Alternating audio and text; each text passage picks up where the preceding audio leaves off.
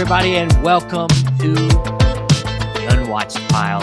I'm Stephen Billings. With me, as always, Andrew Cabral. What's up, man? What's up? What's up?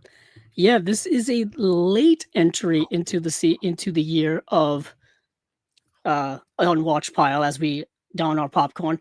Yeah, we are coming in at the 11th hour to sneak one more video into the year of 2025 for the Unwatched Pile to get a full 12 videos in, one per month. That's how things have been rolling so far this year. But yeah, it's that weird time of year where time really doesn't matter. Here he goes with time again. Ironically, jeez, what are you, Christopher Nolan or something? Ironically, I was looking back at the year that was for Unwatched Pile, and not that much dealing with time. Maybe a couple here, but anywho. So it's just Steven and I this time, no guest for this episode. At this time of the year, it's a little harder to get guests because everybody's got a lot going on. And I just, honestly, to be honest, we got other, with movie mutations, other things. I'm already doing other things with people anyway and them things. So I don't, in this end of the year, I don't mind, taking the guests, but starting the year off, we should be back on with guests in the Unwatched Pile. So I got a few people I think lined up to join us. I've even thought about doubling this show because I like it so much. But like doing it month? Yeah, but it's just because we got other shows and we got other projects. I'm a little afraid to attempt it. So for now, we'll keep it one a month. But I am thinking about it. I'm like, I really like this show, and it gives me purpose to watch movies in my collection. So I just I like doing it. What's interesting is you mentioned that. And as I'm compiling kind of like my year in the, my year-end assessment of all the releases this year, I realized that I've just added more stuff that I've got to watch, mostly rewatch things I have to rewatch, which is a whole other pile, That's a different pile. Whole stack of movies in your life. But I just realized that there's just so much that I've watched that I've got to rewatch. So there's unwatched stuff and there's watched stuff that you want to rewatch, and then there's new stuff you haven't seen yet. That's brand new stuff. There's so many things you have to watch, and you get to that end of the year and you're like, damn, did I even watch anything this year? But of course you have. Of course you have. Well, you definitely, because that's what you do for Chasing Labels. You literally watch tons of new stuff. I mean, do you own it all? No, you have to go search it out. But no, but you definitely, It's interesting because you watch all this stuff for Chasing Labels to talk about it, and then you get towards the end of the year when all this stuff starts coming out. So you're like, okay, then you got to go back and look at, hey, like, what did I think about this at the time? Did I recommend people to buy it? Was I enthusiastic about it? Do I still want to get it? You kind of deal with all of those things. Most of the time, they are emphatic yeses, but sometimes you're like, oh, I can put that off a little bit. I can tell you this. Just going back into our first time watches that were involved with the Unwatched Pile. I do want to clarify. So tonight, after we do our 12th Unwatched Pile episode, we are going to delve in. We're going to go back into the year's worth of Unwatched Pile episodes and look at the first time watches. Not that we didn't watch first time watches not involved in this show, but we are going to focus on the first time watches that we did on this show and rank them. We're going to rank all 12. And then after that, give our 3 favorite double features that we presented in the episodes. I thought that would be fun. I think we kind of did it last year, but I think we did first time watches in general, like all first time watches. So this will be specific to the show. Yeah. And if you're coming here from Chasing Labels, I mentioned that originally our idea was to go with our favorite like new releases of the year, which would be the back end of this episode. Yeah. But Steven changed it, I think, literally the next day. Literally the next day. Yeah, initially I was like, oh, this is a chance to talk about new movies, but I was like, that don't really fit this show. Yeah, that wouldn't really work in with it. I feel like that's something that we could do separately, or I could do separately, because I've been going at it like just catching up on all the new releases for the last several weeks and whatnot. So maybe that'll be a separate episode of something else. Yeah. We got You But know, yeah, we got a whole bunch of stuff to cover. Of course, got our normal show that we're gonna do. We both had first time watches for this episode, and if you haven't seen this show before or listened, the Unwatched Pile is a show where we jump into our Blu-ray collections, dust off that unwatched pile because collectors we're curious. We buy a lot of stuff we haven't actually seen. I know it sounds weird, but if you're listening to this show, you know what we're talking about. And we take one of them unwatched films, we watch it, we bring it on the show to discuss. And then we then go back into our collections and find a film we have seen that will pair nicely with that new film. So usually we have a guest, but these last few episodes we've decided to go guestless. So, but yeah, how about you go first? You tell us about your first unwatched film. yeah. So my first unwatched pile is something I've had in my collection for a very long time. I want to say 15 I, years. honestly, when you said you didn't see this, I was really surprised because I You know know what's you. crazy is I've had it probably longer than like 90% of my collection. Well, I know Uh, you're a big fan of the filmmaker, so I was like, that's why. whoa, like So this is the George Clooney starring, Steven Soderbergh directing film Solaris. Now, this is a DVD copy because there is no Blu-ray of this in the US or in the UK.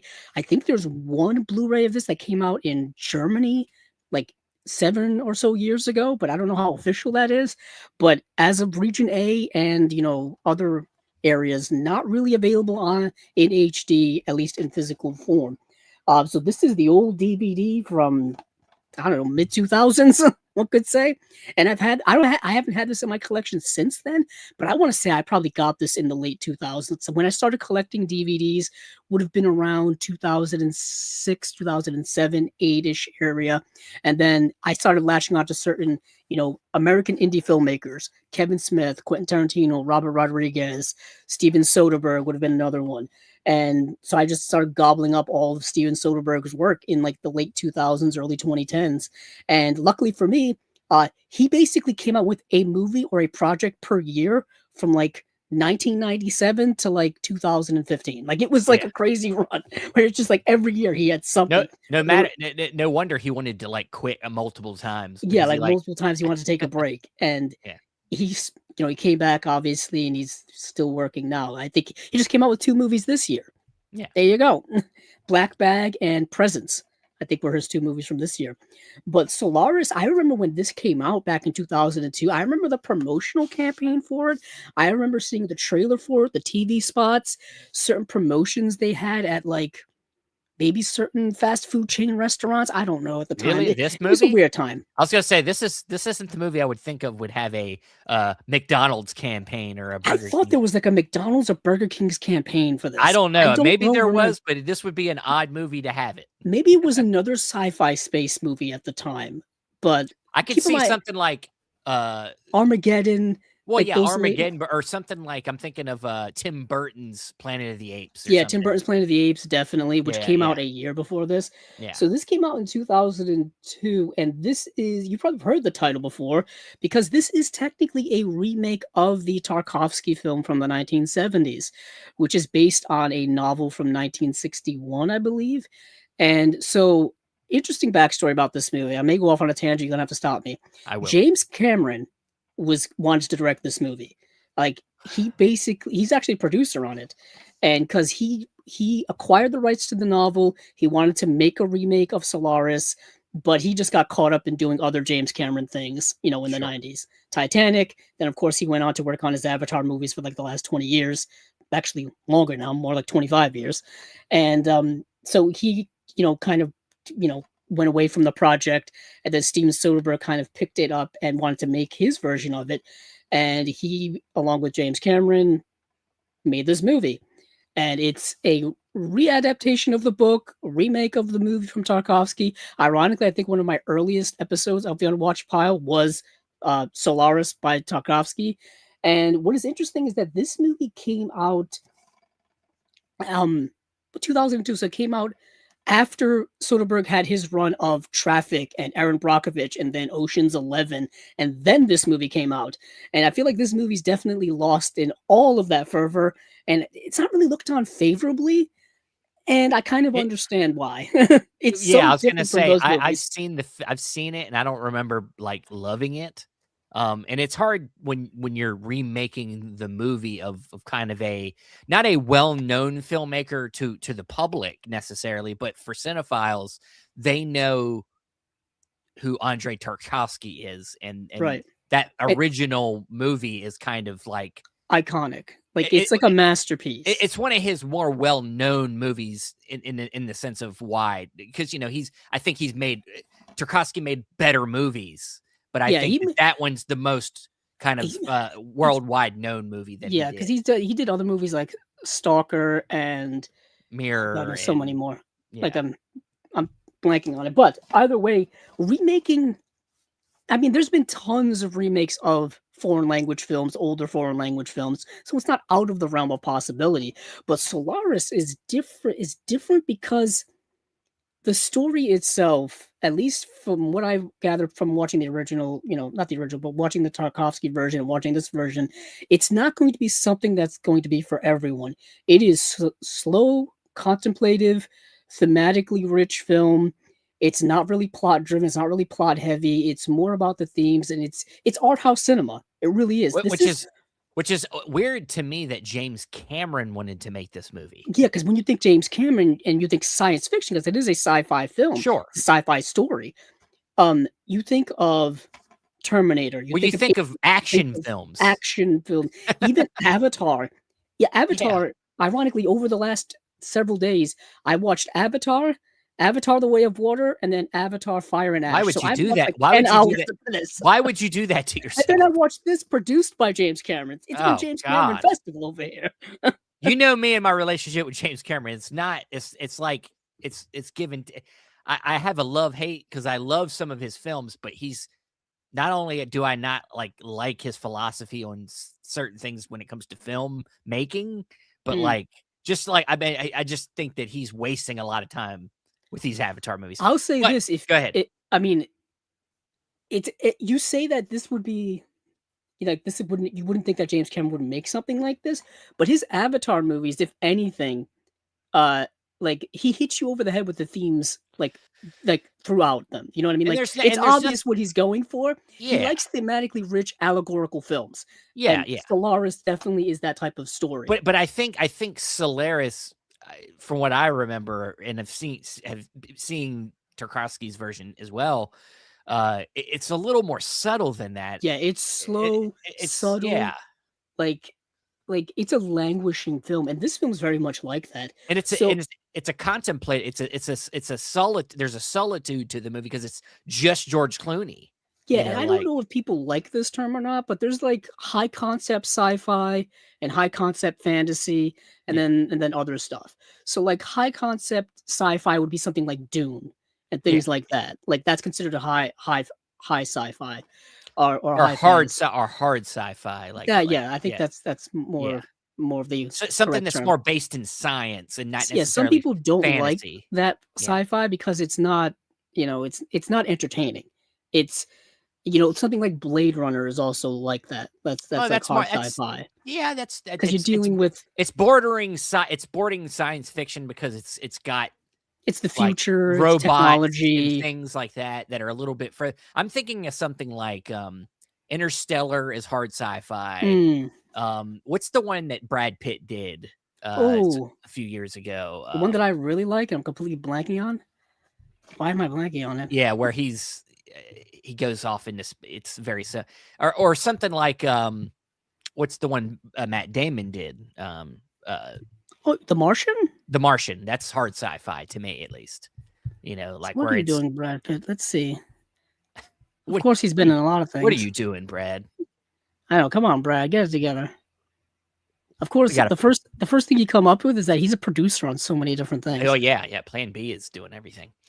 Yes, it Sorry, we're does. going on a side tangent I'm going on here. a sidewinder tangent, but Ad Astra is the Ad movie. Astra, yeah. Ad So it's Astra definitely is actually very similar to Solaris now that I yeah, think yeah, about it. yeah, yeah. That is not the pairing tonight, I could tell you that. Yeah, okay, good. I didn't want to spoil it.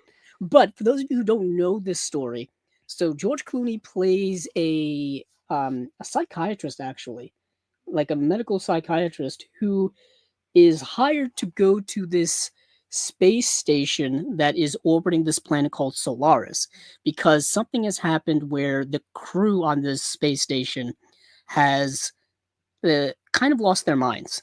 They've kind of lost contact with them, uh, and the people who are running this research expedition on this space station are kind of wondering what the heck is going on there. So they send, of all people, they send a psychiatrist in George Clooney to the space station orbiting this planet of Solaris.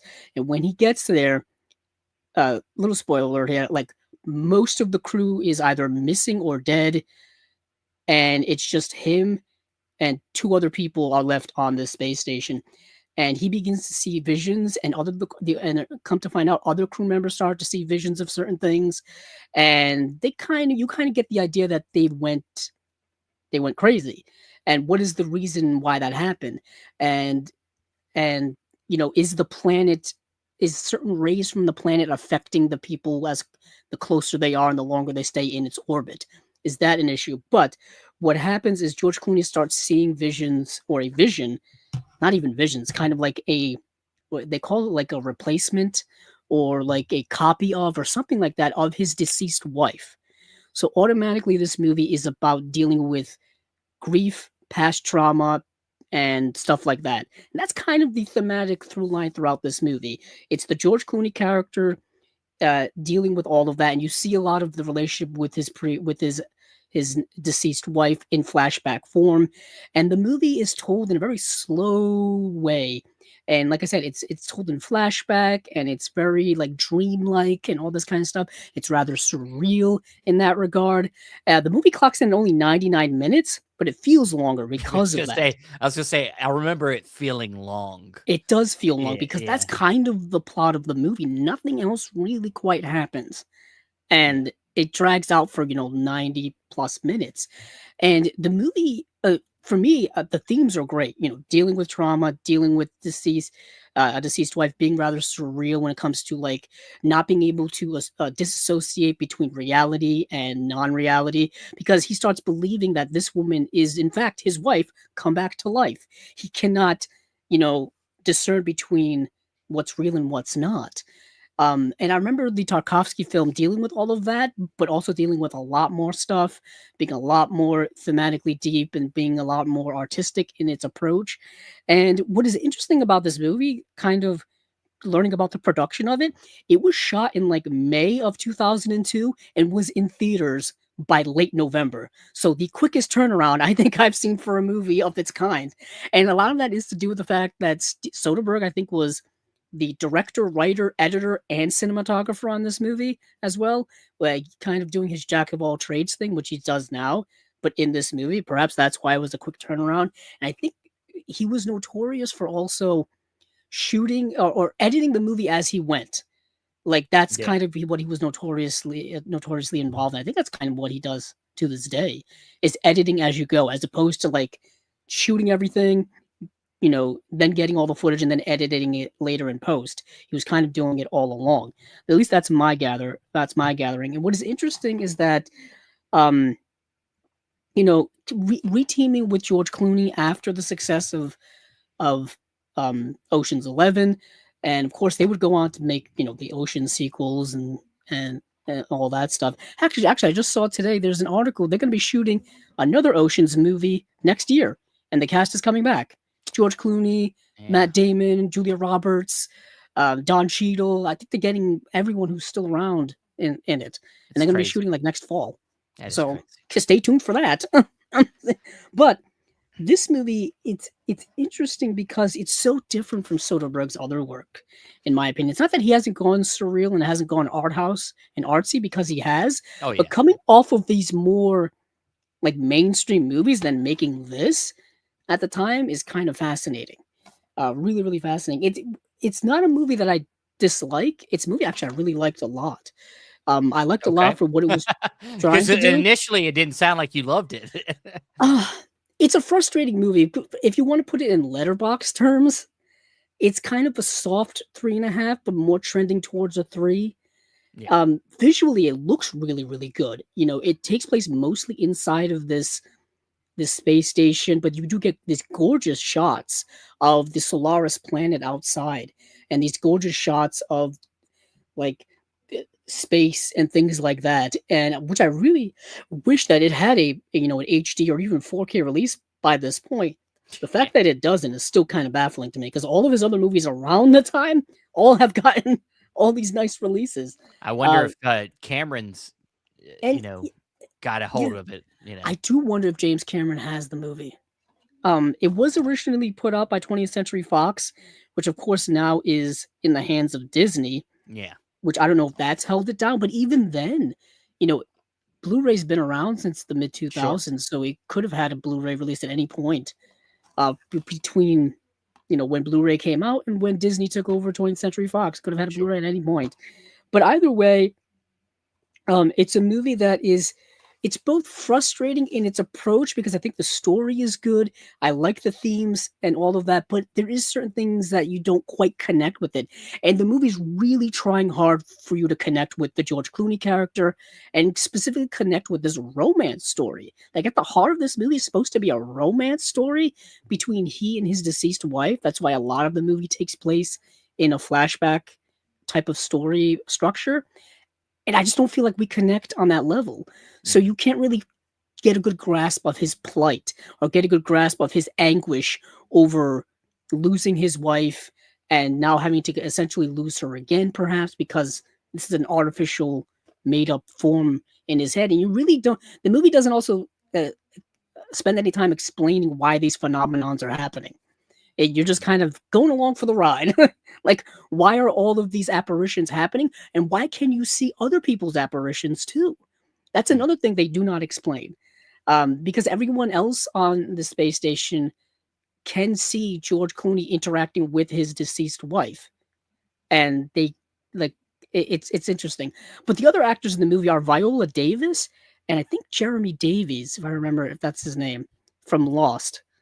Mm. Think I always forget these people's names. This was, of course, before I think either of those actors are relatively well known. Specifically, Viola Davis. 2002 was before really having her breakout role in movies like Doubt and things like that. And of course, her being a more household name now. Is it? Let's see. Yeah, it is Jeremy Davies. I was right. But Jeremy Davies, mostly known as a TV actor, at least because I remember him from Lost as well as other projects. But he was also in Saving Private Ryan. Um, he's the character in Saving Private Ryan who is incredibly um, nervous and skittish about doing anything. Yeah. And then he was also in the movie. It's another Soderbergh connection. Secretary, the movie with James Spader and Maggie Gyllenhaal. He's in that as well. The reason why it's a Soderbergh connection is because James Spader was in his Sex Lies and Videotape, his kind of indie breakout film, which is a film that I love a lot. But as for Solaris, like I said, it's it's a more interesting experimental remake of an all-time classic, Mm. and I kind of appreciate it for that regard. I appreciate Soderbergh for taking these large swings towards it, and I don't think it's an awful movie in any regard. Mm. It's different, but it's not for everyone. Like I said, slow paced. Got to be patient with it. If it's not your type of sci-fi, then I don't think it would be for you. But I'm glad I finally watched it because, like I said, it's been in my collection forever and ever. Hopefully, we get a Blu-ray eventually. Yeah. Um, Hey, yeah, Josie. Josie is here. She says, "Hello, Andrew and Steven. Sorry I'm late to chiming in. Saw Marty Supreme today. I obviously loved it. Oh, That's, absolutely loved it. yeah. I've actually just saw Marty Supreme yesterday, so we are in the Oh, same. I hate all you people that have time and availability.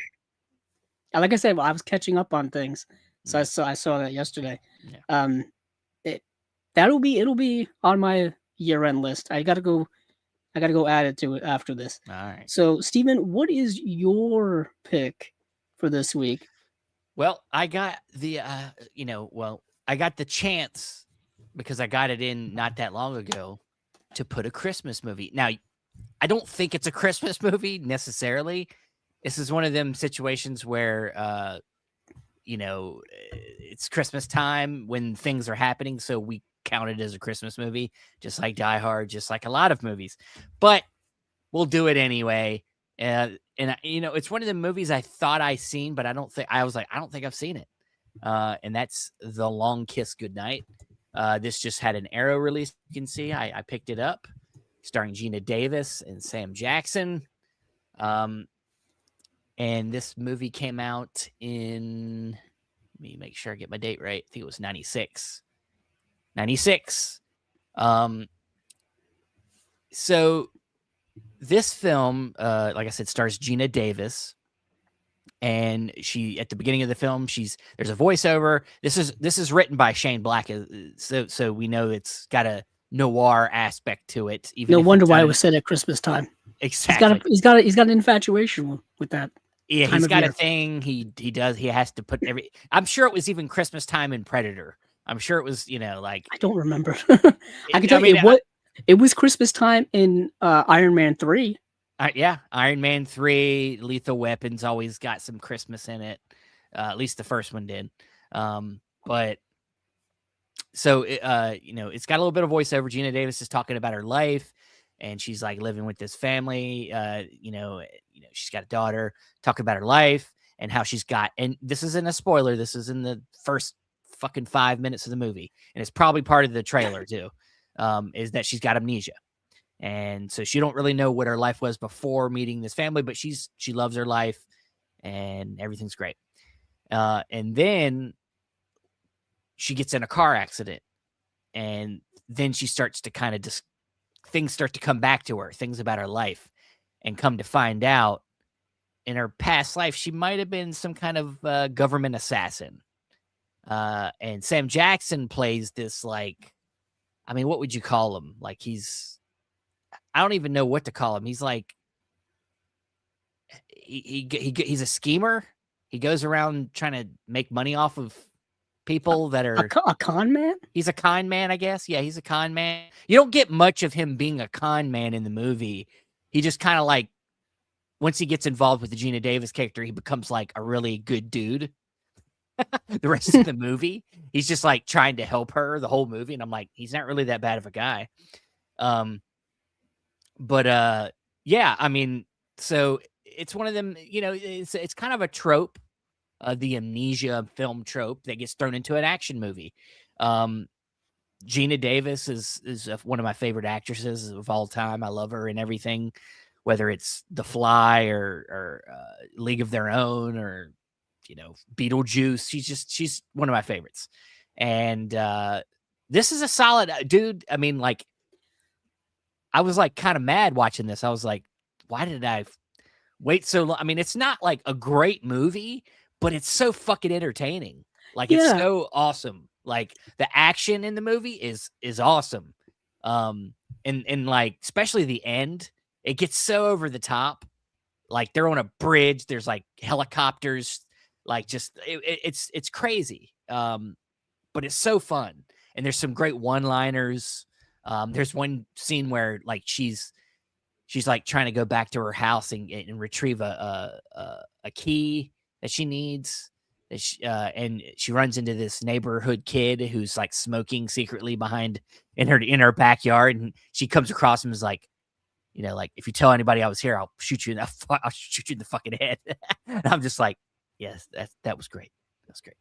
So yeah, I don't know. There's not much to say other than I thought it was a good time. This is one of my favorite in the sense of just good time watches. Yeah, it's kind of an underrated 90s neo-noir action movie. Yeah. That I don't think gets talked about very much. I think it kind of gets drowned out by a lot of other more more well-known 90s action movies, things like Point Break and Speed and the various other sci-fi movies we had at the time that were action movies as well. But this is directed by Rennie Harlan, who did Cliffhanger with Stallone. He's done a lot of stuff you would know. Yeah. Cutthroat Island.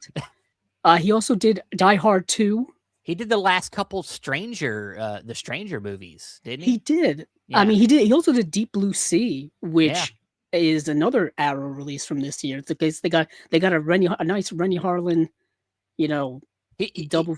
His movies are not good, not always good, but they're entertaining. There's a lot of entertaining stuff in there. So like, Yeah, very much so. I think even just looking at some of his earlier stuff, and then even his more recent stuff, like like you're saying, he is still directing with the Strangers Chapter 1, the Strangers Chapter 2, a lot of his other stuff, like Skip Trace, not great.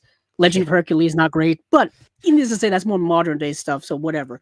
But yeah, yeah. he's kind of And underrated one of the action director from the 90s. yeah, yeah, and one of the other aspects that I didn't say in the storyline is that basically like her past is catching up with her. Obviously, there's people Yes, that it's one of those types of movies. yeah, one of the people see her on TV. She was like in like some Christmas time parade, and so the villains of the story see her on TV by accident, by happenstance, and now You want now the other assassins from our past are coming to get her, and so the all the things going on starts to jigger her memory back, and so the movie becomes not only is it an action movie, but I think it's a movie about identity. It's about right? somebody Oh, there you go. yeah, I was gonna say a movie, but I was like, that could be a possible, possible, maybe maybe possible. It could be a yeah. possible team up.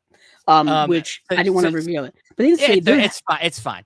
Yeah, Um, there have been movies where that is a plot point. Amnesia, exactly. coming, you get your memories back, and all of a sudden you're a completely different person.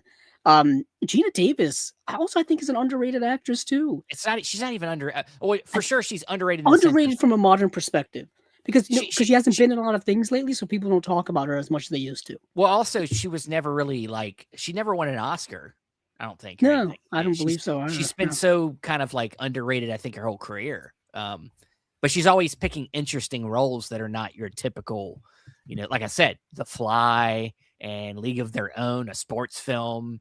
Doing it, a majority of different roles. And I watched one of the features in here, which was kind of focused in on her and the fact that she's she's very much a feminist. She's an advocate for trying to bring more female roles into the, she's really very much in that space. And even to today, trying to push for more I was roles just for gonna say, women and minorities. I believe she has a whole company that's Yes. dedicated to that. Yep. Women in film, specifically women, women representation in film being Yeah.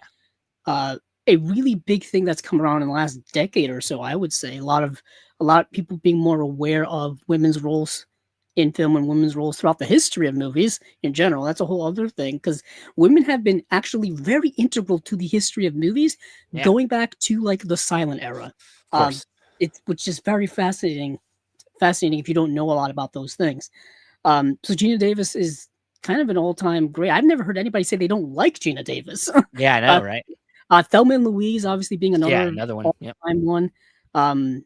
Yeah, I've always been a big fan of Gina Davis. She might be actually, honestly, we talk about it now. She's probably my favorite actress of all time. Oh, I mean, like honestly, definitely one of the top actors. I mean, actors in general, but definitely probably my favorite actress. And then like I've always said, Robin Williams is my favorite actor. Like them two, I love. Interestingly enough, is I think Gina Davis was just at my local Comic-Con. Really? Yes, and her, Alec Baldwin was there, and you could get like pictures with them, and it'd be a whole like Beetlejuice reunion thing and whatnot. Yeah, it's cool. Dad, now that I think about it, yeah, she was there. But anywho,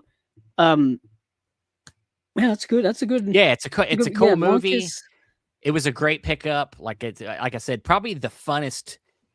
Because going back through the year, looking at what I picked up and what I watched in the sense of first time watches, this is the closest to like a fun blockbustery type of movie that I watched. I wonder where it's going to rank on your list. Oh, we'll see. Yeah, we're gonna get into that soon. See. So that's The Long Kiss Goodnight, and I remember a lot of people being very happy and excited, a lot of buzz when that was announced coming out from Arrow, and I know a lot of people bought it. I know a lot of people bought that release. I was surprised the limited edition was still available, so I was like, oh, okay. No, there you go. But I guess we'll move on to my pairing. Do it. So my pairing. I have a guess too. So, but go. Do you now? You know what's crazy? You could have. There was actually. This is one of the movies where I had so many more ideas to pair it up with than I think most of the other movies I watched this year for Unwatched Pile, because I was latching on to one specific idea, and this idea that going into space and then crazy things happening and you go insane. Like that was my thing, because that's Okay. kind of what happens in Solaris. Um, and I'm like, okay, what's a movie that happens?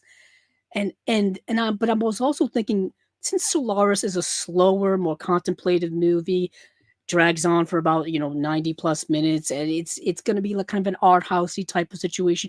You need something to follow it up that's going to maybe be a little more exciting, something that's going to like jolt you awake if you've zonked out a little bit while watching Solaris, Okay. from Steven Soderbergh. And I was like, you know what, let me go with the movie Event Horizon, Okay. This is not the what I was thinking of. uh, the the horror film by Paul W.S. Anderson, not to be Yeah. confused with Paul Thomas Anderson, which people do many a I was time. I was thinking Gravity, because That's another one. I did that. Yeah, Gravity. I also thought Sunshine might sneak in there. You know what's crazy? Sunshine was actually the first movie I thought of. Yeah. That was the first movie I thought of.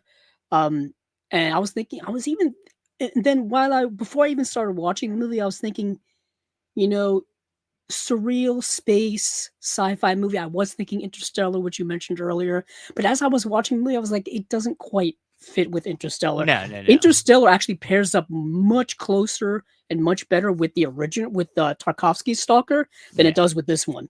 Yeah. Yeah, because You mean Solaris? Solaris, yeah, You said Solaris. Stalker.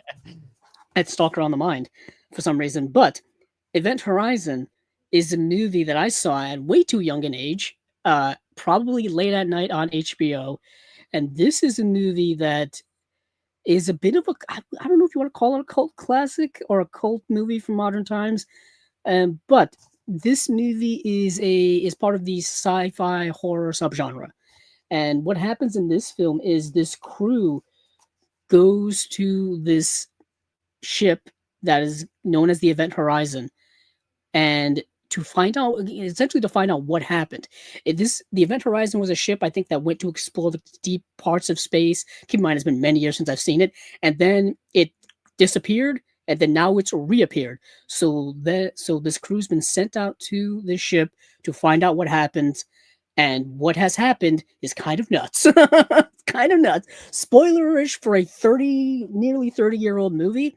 If I remember correctly, this ship ended up going to like this hell dimension, where it's kind of like Hellraiser in space, and then in which all of the crew was tortured and killed ruthlessly, and then the ship came back, but there's some type of evil entity still remaining on the ship, and now that this new crew has gone on it, they're starting to be infected mentally by all of this.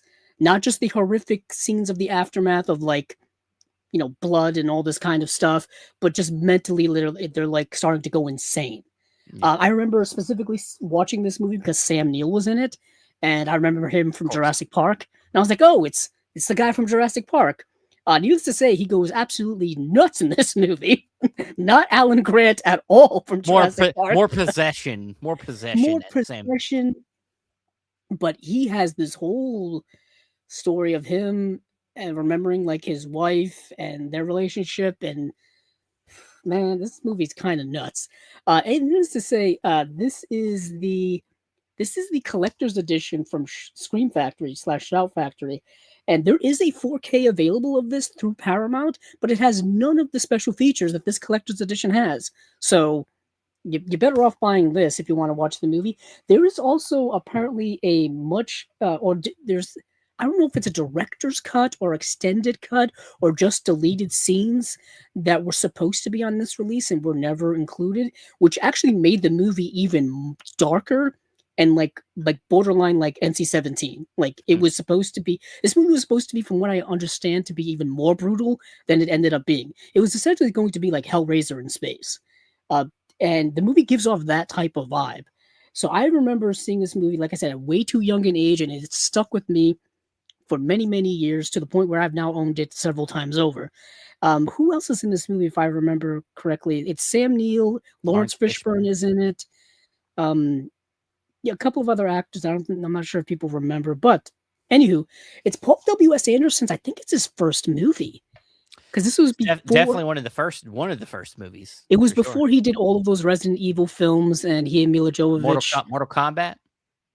Did he do Mortal? Oh, he did do Mortal Kombat. Yeah. He did do Mortal Kombat. I think that predates this Yeah, by a couple of years. I'm trying to remember which year this came out.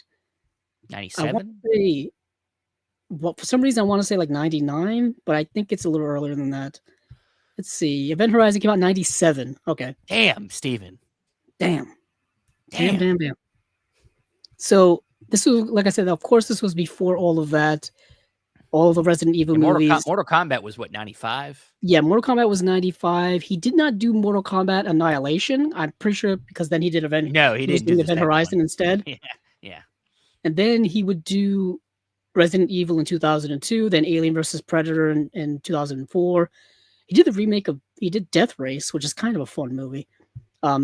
And then He's not known for being a great filmmaker necessarily, but he's like a fun action picture director, you know. he Like kind of makes B movie action films, but Yeah. with A budgets. Yeah. And he's got that slow mo style that was introduced with the Matrix, but then he just kept doing it over and over again, even way past the point where people were using it in movies anymore. He just kept doing it. Like he did a Three Musketeers 3D movie. I don't know if you remember that one, Steven. That was a divine. I try not to. I think that was definitely him. Yeah, 2011 when 3D made its big old comeback.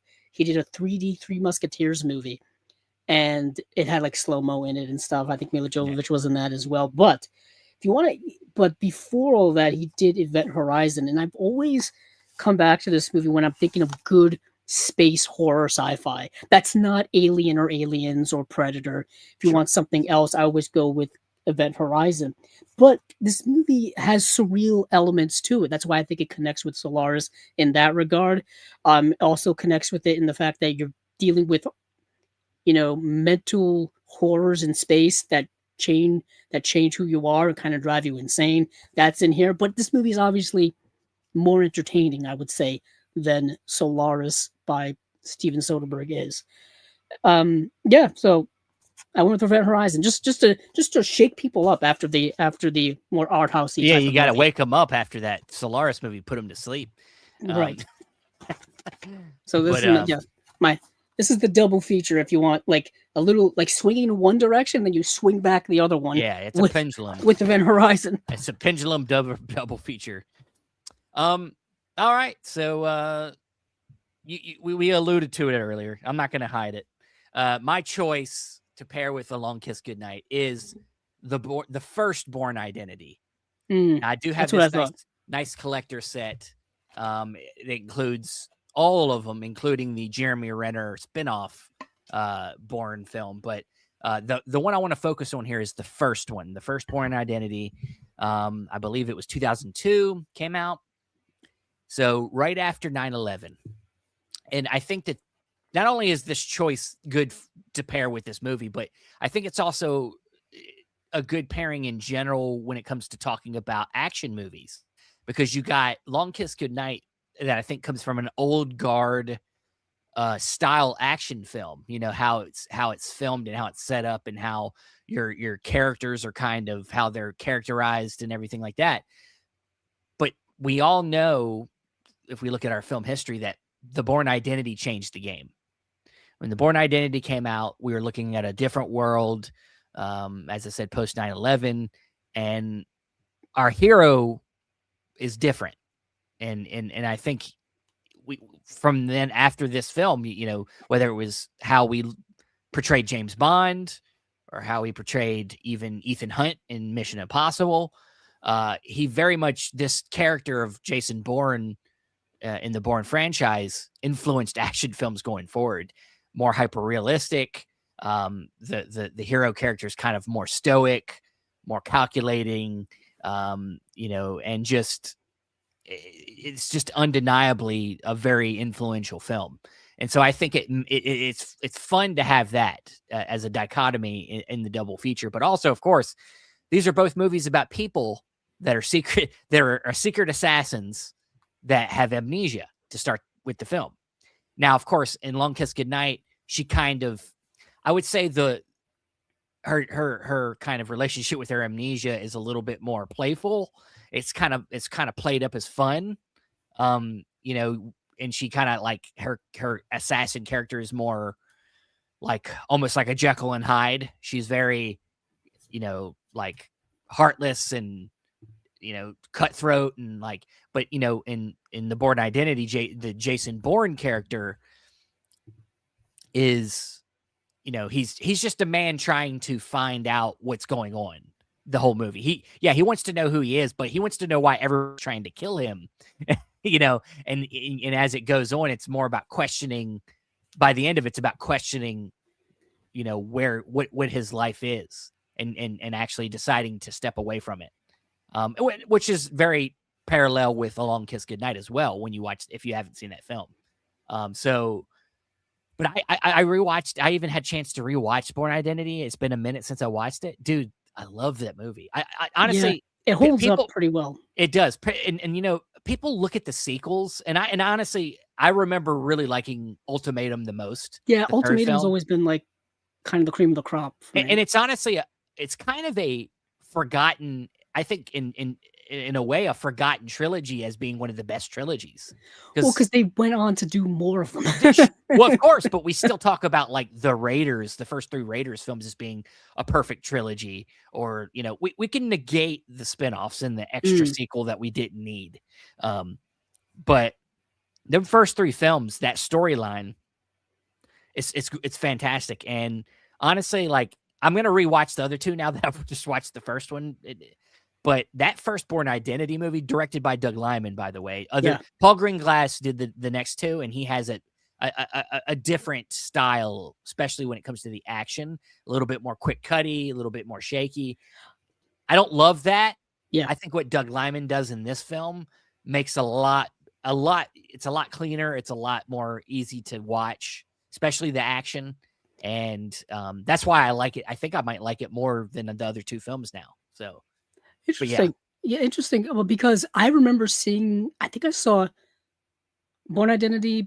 What was the second one? Bourne Supremacy, and then Bourne Ultimate. I saw all 3 of them in the theater. I had them all on DVD, I think.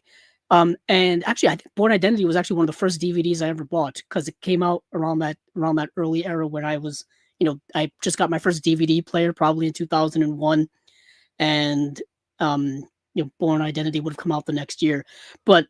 The first movie is done by Doug Liman, like Steven said. It also introduced the idea of shaky cam as being a thing in action movies, which I think lasted pretty much throughout the decade of the 2000s. Yeah. If you look back at the 2000s, shaky cam was used so much. Even into the early 2010s, it was used, because I remember the first Hunger Games movie had shaky cam, and that was 2011. And then after that, shaky cam kind of went away. We went back to more traditional shooting action movies and whatnot. But the Bourne franchise notorious for that shaky cam stuff. But yeah, after that trilogy, you got the Jeremy Renner one, which is what's that one called? Like, I forgot what it was called. The Bourne. Yeah, it should be in that box set. It is. Ironically, I have a poster of it. Paid way too much for that poster. Bourne Legacy. Bourne Legacy, where they tried to like not reboot the franchise, but tried to like let's start with this other character, and spin-off. And what's interesting is that Bourne Legacy and Bourne Ultimatum, the events happen at the same time. It was one of those types of situations. So there would be moments of Bourne Legacy where you would see, I think, like things that were happening in Bourne Ultimatum. I remember Bourne Ultimatum being just incredible, because it was like the culmination of this Jason Bourne story, because each movie, like, you find out a little bit more about its backstory. You find out about Treadstone. You find out about the government, Treadstone, the government organization that he was working for, and why did he get involved in it? What was it all about? All this kind of stuff, and it's Then of course, I actually never saw the most recent one, and the one that they. The one where they just call it Jason Bourne, just like they did Rocky Balboa. Yeah, it's the Rocky Balboa of Jason Bourne films. I remember also the first movie had Franca Potente in it, who was in Run Lola Run. Yeah, yep. She's in the second movie for a little bit of a time.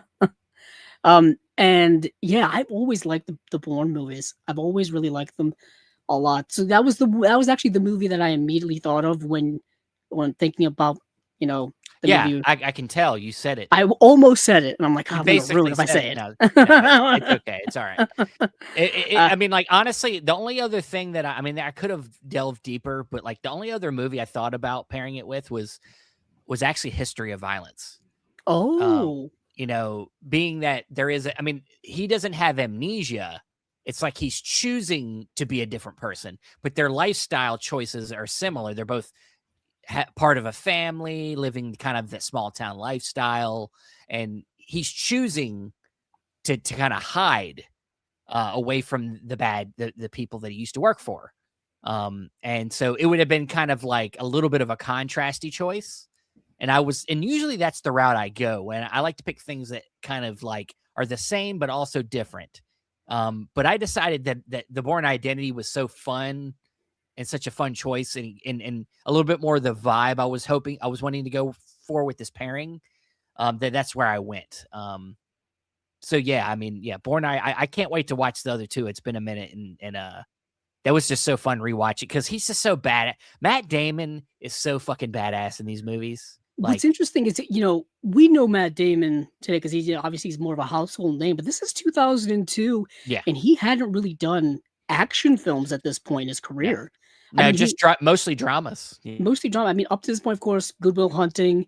He had done Rounders. He had a small role in Saving Private Ryan towards the end of that movie. Talented Mr. Ripley. The Talented Mr. Ripley, and then he of course was in Ocean's 11 in 2001, but he was not. That's not an action movie per se. It's a heist film. Yeah, So up until that point, Matt Damon wasn't really an action guy. And then after this movie, he of course did a bunch of the sequels, but he would do the Green Zone. He yeah. would do what's the Neil Blomkamp movie that he did? Oh, God, It's not Elysium. Elysium. Elysium, that's what it is. Yeah.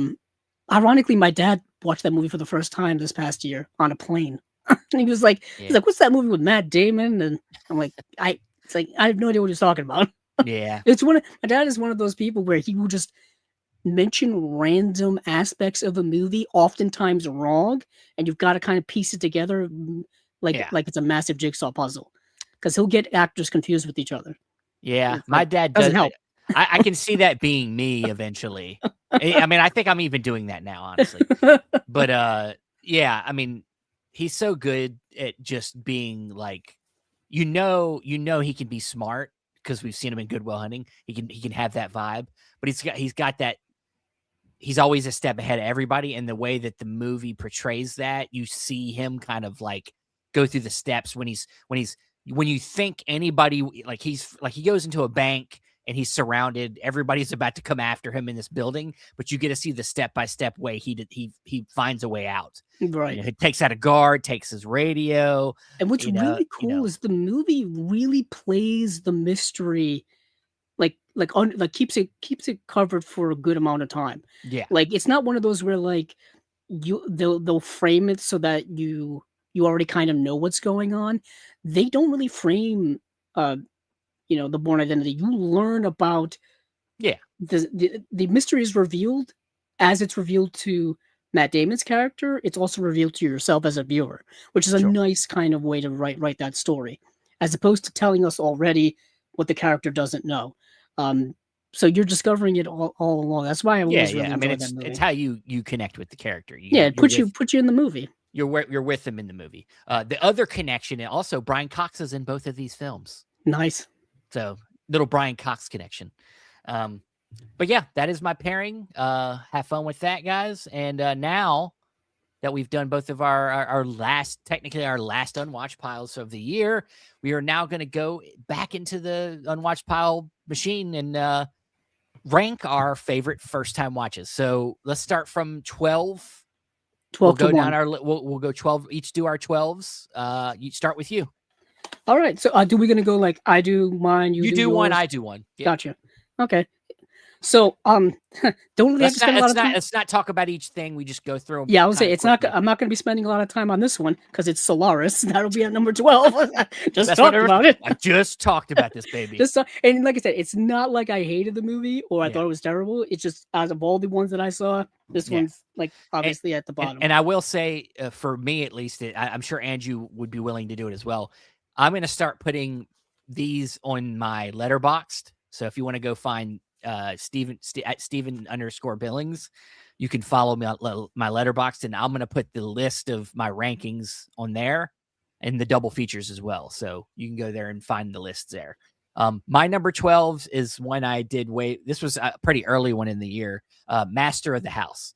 Now, the only reason, now I looked at my rating of this, I think it was a 3 or something. To be honest with you, the reason I had to put this at 12 is that, like, I barely remember the movie. Mm. I was like, To be honest, I don't remember a lot of what I did earlier in the year. It's kind of a blur. I mean, like, I remember a good amount, but like, if I don't remember the movie, that's a sign that I probably didn't necessarily connect with it that well. So I'm gonna have to put it lower on the list. But I know this is a Car Theodore Dreyer film, so I know I liked it to an extent because he's such a good filmmaker. But this one probably just didn't hit me as hard. So this one's my number 12. All right, so my number 11 is actually one we talked about last month, and that is No Way Out. This kind of neo-noir political thriller from the 1980s, starring Kevin Costner. Um, like I said at the time, I really really liked it, but kind of more traditional political thriller for its time. Yeah. So yeah, that's what I put at number 11. This one wasn't my number 11's. Wasn't that, it was maybe a few months ago. And this I guess this one's a little bit of a hot take of being low on my list Ooh, because I didn't love this movie like I think a lot of people did. And that's Dark City. that is the hot take of the day. Yeah, I know. It's just a big cult sci-fi classic, and I was excited to check this out. And I didn't hate the movie, but it really kind of like wasn't quite what I was hoping for. And I didn't have really, and honestly, I didn't have expectations, but like it just didn't. It was kind of. I thought it kind of reminds me of how I feel about what's the Brandon Lee the The Crow. Crow. I have the same feelings about this movie as I feel about The Crow. That they're both just very cheesy and kind of 90s kind of trash to me. Oh, I mean, man. they're like very kind of like lo-fi sci-fi for me. Even though this is very high concept and I know there's some effects that are kind of for their time were kind of cool, but like I don't find them to be that interesting. I didn't find it to be that interesting as I was hoping it to be. I'll give it a rewatch one day, but Dark City just kind of disappointed me. So that was my 11. Okay, my number 10 is the Steven Spielberg film War Horse. Um, Once again, That kind of upsets me. You put that so low. yeah. What's interesting is, to be honest, I'm looking at my list now, and I'm like, I could have put it up one more spot, but it doesn't. It's not really relevant. But yeah, with Spielberg, what you get amazing technical filmmaking at its highest. He's kind of a master of that. Yeah. What you also get with Spielberg is over sentimentality, stuff like that, and maybe that detracts a little bit from it. Also, like this, certain aspects of the movie fit together a little bit too well, considering what we're seeing on screen. But like I said, masterful filmmaking from Spielberg. Kind of another one of his most underrated movies of his modern kind of run, I think. I put this right up there with a lot of his other modern underrated stuff, like War of the Worlds, Minority Report, Catch Me If You Can. Okay, that makes me feel better. You say stuff like that. Yeah, it's definitely it's overlooked, but I don't think it should be because it is a masterfully well done movie. So that's my number. What are we at? Number 10? Yes. Yeah. My number 10, this is a filmmaker I'm still trying to get into more, and that's John Sayles' Baby, It's You. A solid movie, solid, I think you'll see later. This might get brought up later in our double features favorites. I like the pairing. I think makes this movie more enjoyable because of the together that makes them both stronger.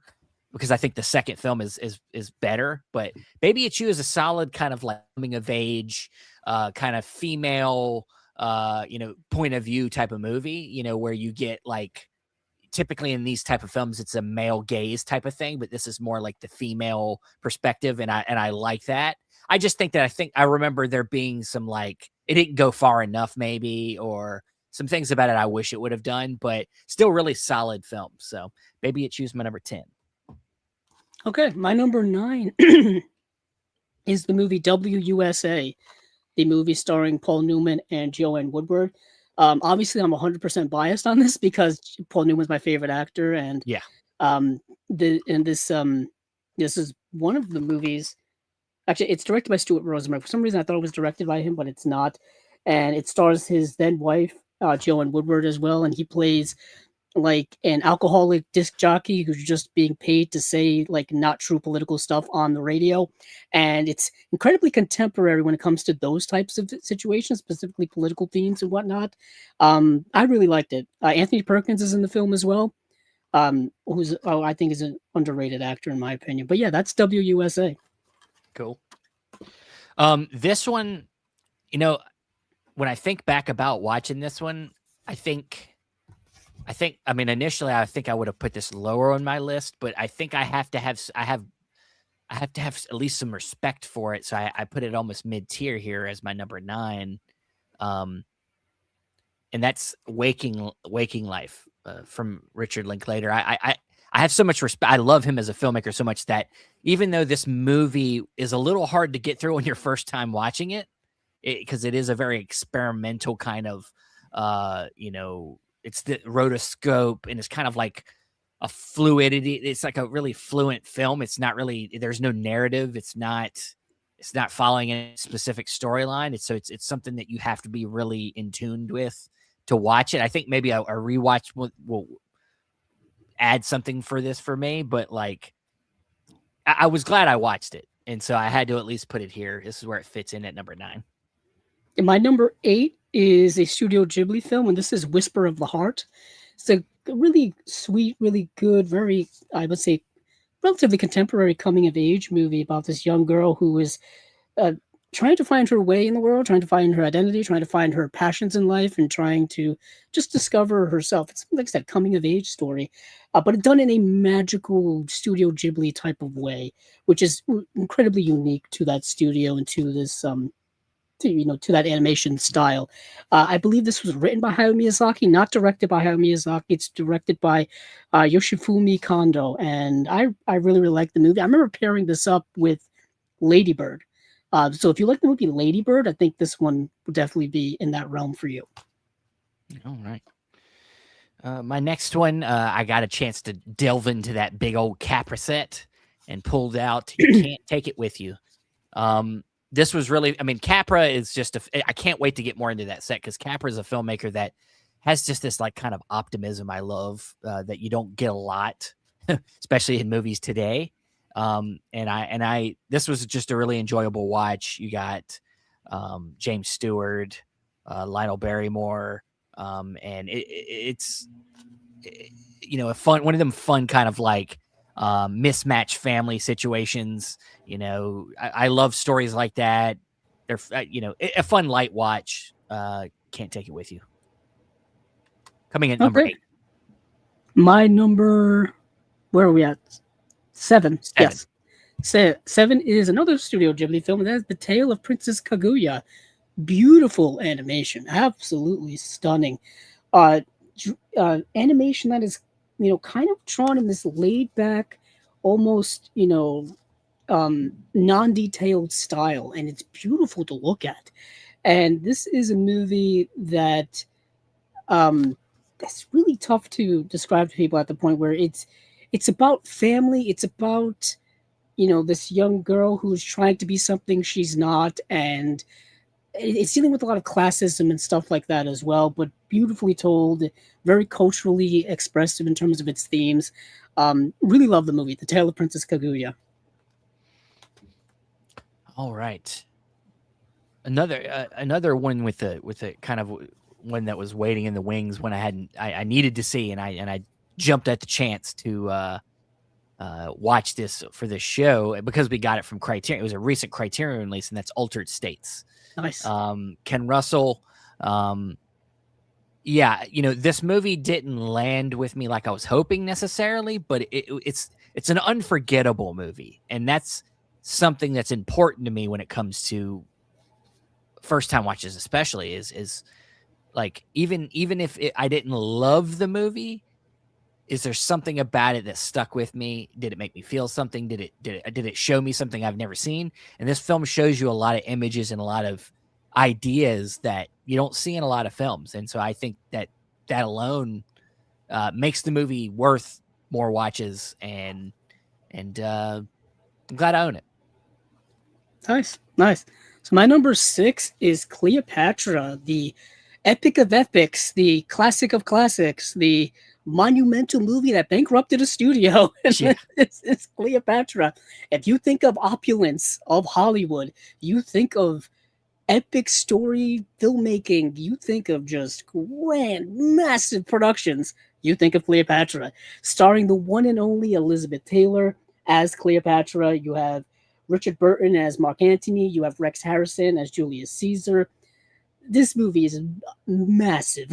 It's massive in scope and massive in length. 251 minutes is the runtime for this massive movie. Hence why it took me so many years to finally watch it, because that is a large chunk of time to dedicate to watching one movie.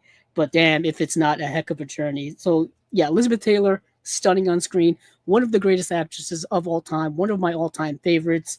And like I said, this is the movie that bankrupted a studio. So you kind of have to see it just for its historical purposes, even if you're not into like historical epics. But yeah, Cleopatra is my number 6. yeah, and how long is that movie? 251 minutes. Yeah.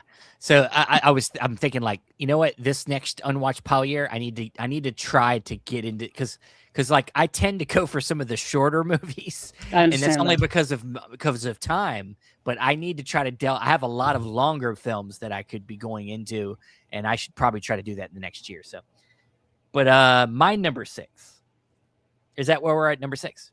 Yeah, I just did my number 6. You do your number 6. Okay. This comes from the World Noir set from Radiance Films. We have Witness in the City. It's right there in the middle. This film is kind of a French noir where you had a man who was taking kind of vengeance on the person that killed his wife. And after doing that, he kind of gets kind of caught after doing the act. And so he then spends the rest of the night trying to silence the person that doesn't know that they witnessed something. They didn't witness the act, but they witnessed him there at the place.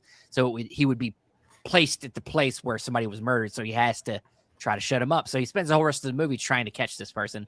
It's a really, really cool noir, of course, really well shot. Really enjoyed it. Nice. Witness in the City. Nice. Yeah, my number 5, coincidentally, you talked about a John Sayles film earlier. I'm talking about one myself, and that is City of Hope. City of Hope is a John Sayles film from, when was it, 1991, I think? Anywho, the 90s. John Sayles has really become one of my favorite just movie people over the last couple of years.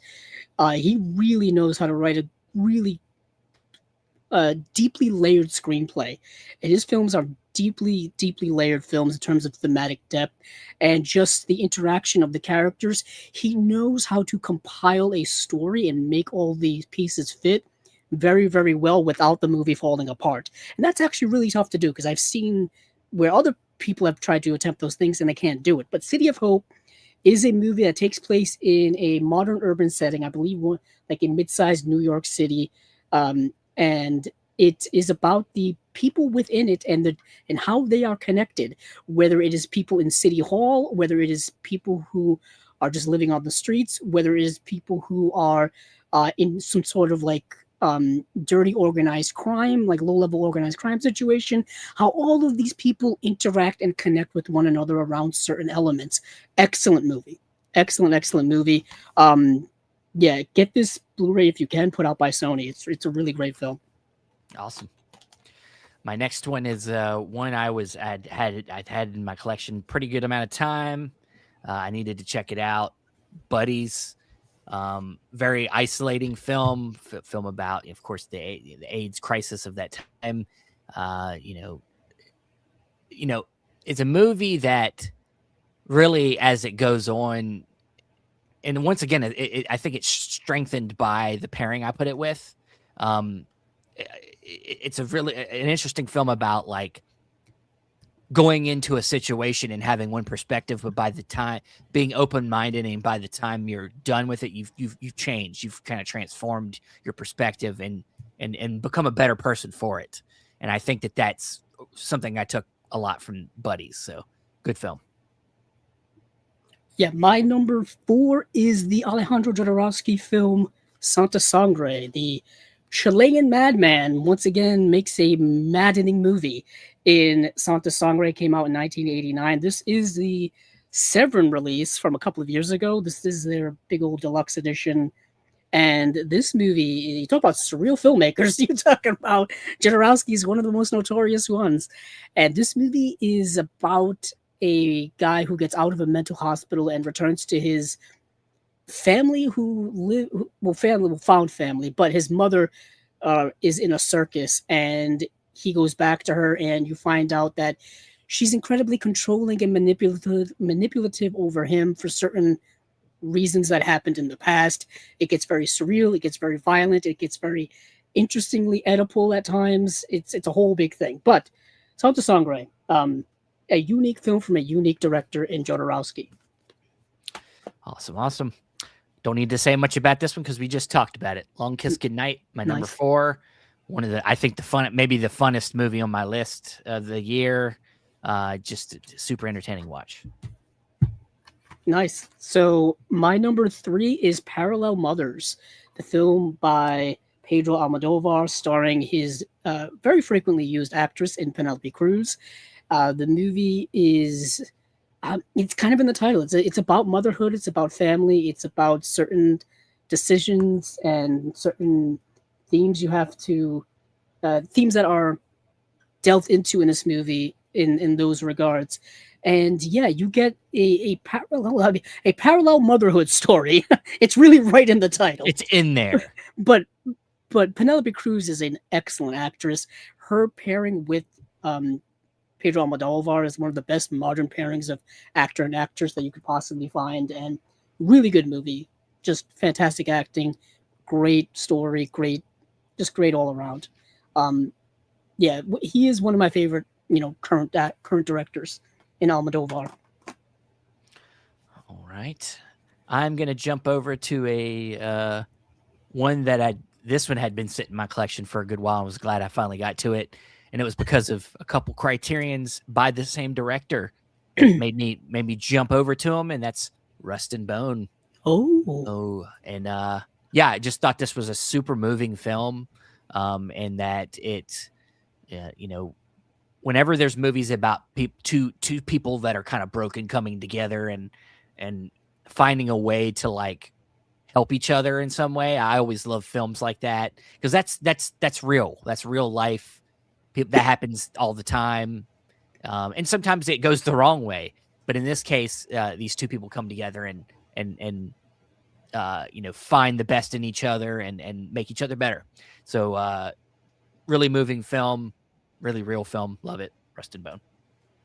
My number 2 is actually something inspired by Steven himself, and this is Afterlife, the Hirokazu Koreeda film. Yes. I waited too long to watch this movie. Yeah. As you can see here, this is the criterion. I basically made him watch this. I was waiting, I guess, for the right moment, and I guess the right moment did come along this year. So this is the Japanese film.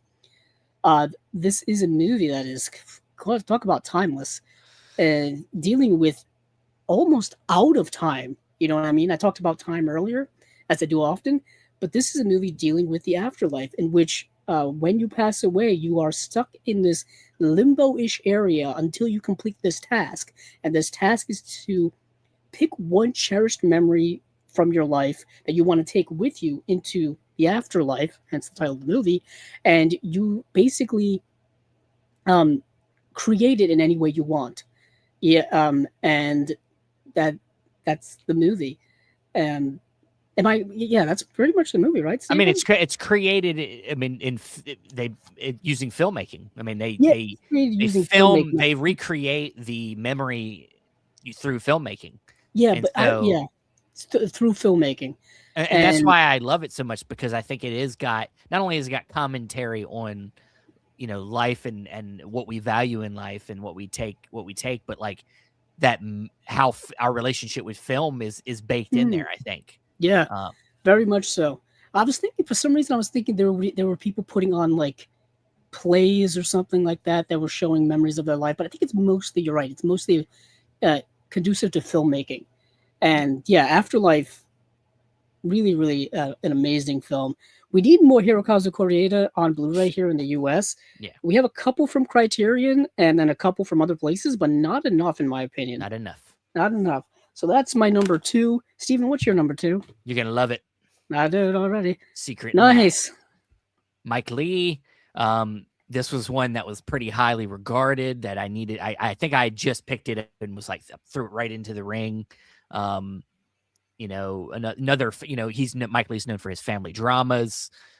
He knows how to create characters that are endearing and relatable, and situations like this, real family drama that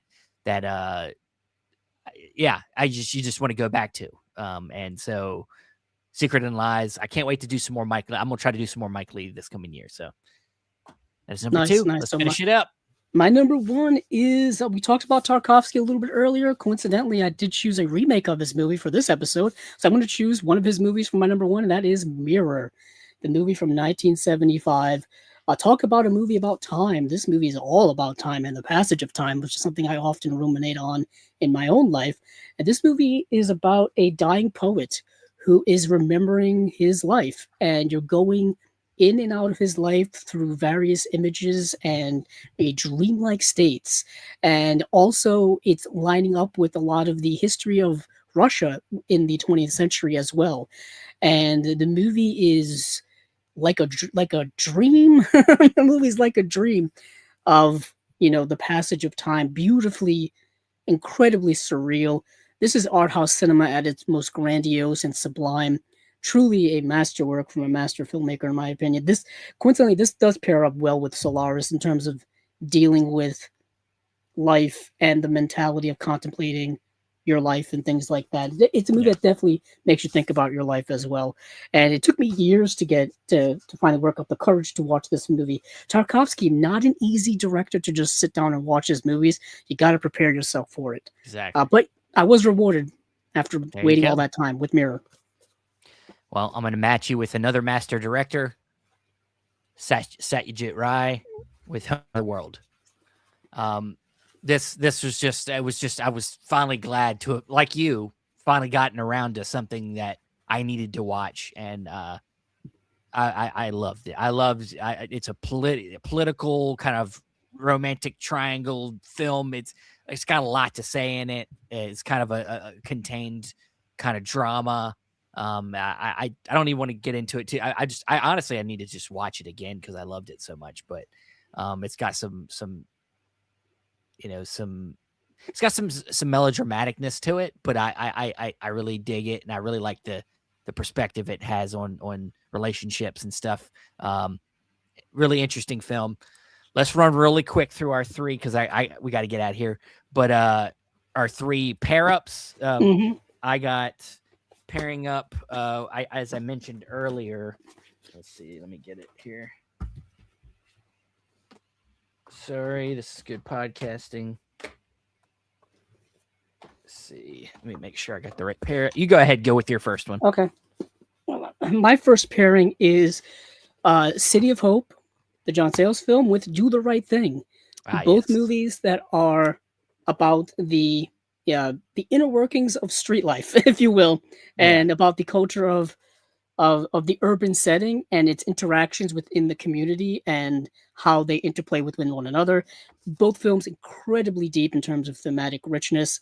Both films by really all-time great directors of I would say all time because they're still around. Spike Lee, Do the Right Thing. City of Hope, directed by John Sayles. I got going with My Baby It's You. It was my pairing Lady Bird with it. I thought really just complemented each other great. About 2 strong female characters, and they're kind of exploring life in all different ways. So love that pairing there. Yeah, my second pairing, obviously, something that is near and dear to my heart is classic movies and classic cinema. It's one of my main passions in life, and kind of one of my main passions just doing chasing labels in general. So my number two pairing is going to be Cleopatra with Casablanca, which Yeah. two all-time classics, two all-time movies that are very significantly important to cinema history, I think, in my opinion. So that's why I kind of paired them up together. I can't even get them all in one shot, as you can see here. What's your next pairing? Rust and Bone, I paired The Wrestler with it. I thought that was Ooh. a very interesting pairing where the wrestler character kind of plays both characters that were in Rust and Bone. It's a great little pairing, I think. Okay. My last pairing, ironically, my number one choice for this year was Mirror by Tarkovsky, but I paired it up with Tree of Life by Terrence Malick. If you want a double feature of surrealism in life, here you go. Because no one loves surrealism more than Terrence Malick. There was that period of his career where he just made movies that were less movies and more just trips down beautiful landscapes. Yeah. But this movie, Tree of Life, it's about life, nature versus nurture. It's about past, present, and future. It's everything. It's so hard to describe this movie. It really, really is. It's truly unique. Truly unique. Can't really put more into that than that without doing another hour of this show. Yeah. Well, going with buddies, I remember pairing it with Me, Earl, and the Dying Girl. Really loved that pairing, and just think it's a movie about two characters. Both movies have characters where they're learning about death through a person they're close with, a friend. And, it's. I love that journey, seeing characters go through that in both films, and that's my favorite pairing of the year. So, but that is it for this last Unwatched Pile of the year, guys. I appreciate everybody that stayed with us. Of course, let us know about some of your first time watches.